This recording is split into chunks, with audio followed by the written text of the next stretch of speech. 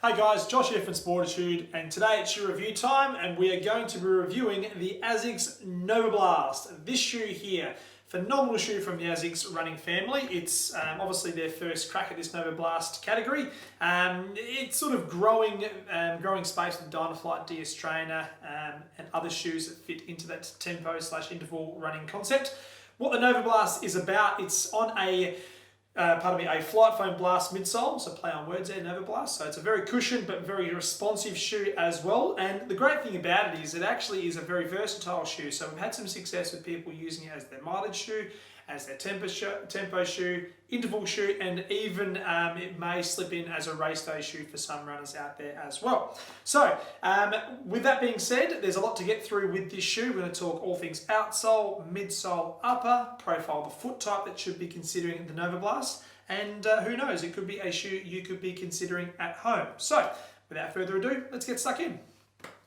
Okay, holding the Novablast in my hands here, what we have is a very cushioned shoe, so you can even see the amount of shoe underneath your foot through there. It's built on a 10mm heel to toe drop, so quite a generous offset on paper. However, when you put your foot in it, it doesn't feel like you've got a very jacked up shoe. It actually feels probably more like an 8 to 6mm drop, which is a good thing. In a sort of lighter tempo style shoe, you kind of don't want to have that raised feeling in your heel. It can be a little bit awkward with your foot placement on the ground. What we're going to do now is we're going to talk all things outsole. So it's a pretty minimalistic outsole. So you're looking through there, you may look at that and think that's going to be really, really flexible, because realistically we're only covering the border of the shoe, so going around the lateral or medial side with this tiny little pod through the forefoot through here. But through the forefoot, it's actually really rigid. It's kind of got a nice amount of, or almost like a rocker concept through the front half through here. So it's not super flexible, which is great because it gives you a nice stable platform to get yourself into that forefoot position to toe off. And it feels very springy. It almost explodes out of your gait cycle. There is no carbon plate in this shoe yet. Who knows, it might come. But at the moment, there is no carbon plate. But let me tell you, it has that really snappy feel to it, which is fantastic. Coming through to the midsole now, Asics are using their flight foam blast technology. For me, it's a lighter, softer midsole. Without going into the technical aspects of this foam, it's very soft in the high impact areas. So you can see through here for a heel striker, it's got a bit of cutaway through there. So I'll try my best to show you the compression using my fingers through here. Very, very soft at the back lateral side of that heel. But coming through to that midsection, which is where I land through here, it's also nice and soft as well. So it's got a really good combination through the back half of dampening for that first point of contact with the ground. Then as we come through to the forefoot where we toe off, the shoe itself is nice and tightly packed through here, so it has a really nice responsive, snappy feel. It's a simplistic midsole. It's just a one density. There's not much going on with regards to changing where high impact areas are and responsive areas are. They've just kept it consistent the whole way through both the medial and lateral side.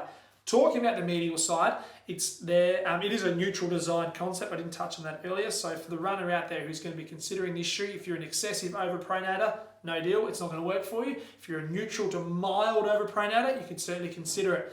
But there's no additional arch support on that medial side through here. So same density, medial to lateral side. Coming through to the upper of the shoe, it's got an internal heel counter. It's not the most stable internal heel counter, but you don't want it to be too restrictive on this concept of shoe. It certainly holds and gives you enough support, especially when you use that last eyelet to lock in that heel. Works quite well. As you come through to the middle of this shoe through here, the jacquard mesh construction of this shoe is such that I find it to be a little bit deeper through the midsection. Now, for me personally, at the moment, I really like that fit. If you probably asked me that question 6 to 12 months ago, I might not have liked it. For whatever reason, at the moment, I really like how my foot sits inside this shoe. A little bit deeper just provides a little more depth for me. So when I'm doing my shorter, quicker runs, and I do put a bit of pressure through my navicular region through here, having a little more depth in play just provides a little bit more comfort for me, which I really like at the moment. Coming through to the forefoot, breathes really, really well, but don't sacrifice in regards to the execution of the upper. So it's a really strong construction, but light and breathable as well. So fantastic design in regards to the upper construction. The shoe itself is designed on a D width men's and a B width ladies, so only standard widths at the moment, and I'm pretty confident that'll be the case going forward. So just your standard width in the men's, standard width in the ladies, but as I touched on before, there is a little bit more space through the midfoot and the forefoot. So if you are borderline 2E, borderline D width in the ladies, you could consider this shoe. So maybe one you have to try it on just to make sure. But if you have a slightly broader foot type, it might be one you could look at as well. I want to talk about a couple of the unique features of this shoe. So as we sort of alluded to before, it does have a rocker sole to it. So that forefoot construction does curl up a little bit through the front half through here. I really, really like that for runners that do suffer or get some soreness through their metatarsal heads and need a little bit of extra assistance and propulsion in the shoe itself without engaging your toes to generate that power. So that rocker sole does work quite well. However, having a sort of 10mm offset does take quite a bit of pressure off the back half of your lower Achilles insertion as well. So it's it doesn't work the back or the lower calf as much as what other shoes in this category does as well. So that's probably why it's entered into the range or entered into people's shoe rotations as a mileage shoe.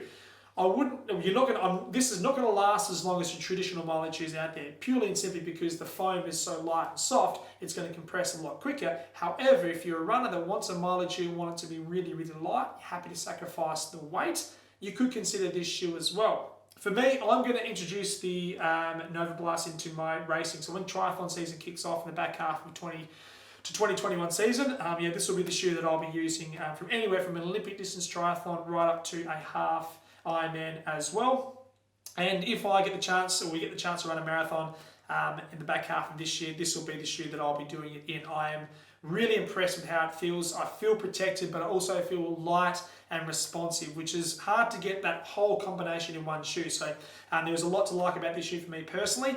And yeah, we've had great success fitting this shoe down on the shop floor here at Sportitude. So really excited this shoe has landed. It's the first crack at obviously a Novablast, and obviously with years to come there's going to be more and more versions of this shoe. But for a brand, when they usually introduce or manufacture or engineer their first shoe, sometimes there's a lot that I like to pick at, but it's very hard to fault this shoe. I'm really impressed with what Asics have done with this shoe.